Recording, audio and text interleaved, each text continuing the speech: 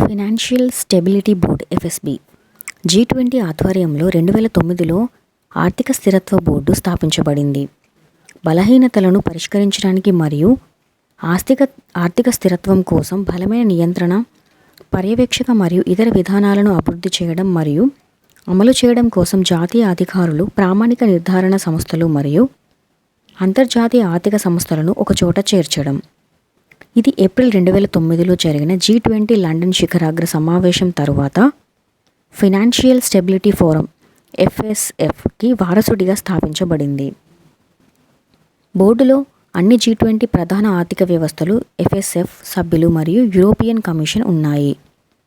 Bank for international settlements ద్వారా host చేయబడింది మరియు నిధులు సమకూరుస్తుంది.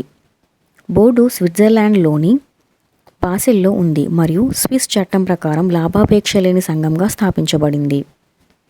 ఎఫ్ఎస్బి ఆర్థిక మార్కెట్ల పనితీరును మెరుగుపరచడంలో సహాయపడటానికి మరియు ఆర్థిక స్థిరత్వాన్ని నిర్వహించడానికి బాధ్యత వహించే అధికారుల మధ్య మెరుగైన సమాచార మార్పిడి మరియు అంతర్జాతీయ సహకారం ద్వారా దైహిక ప్రమాదాన్ని తగ్గించడానికి రూపొందించబడింది.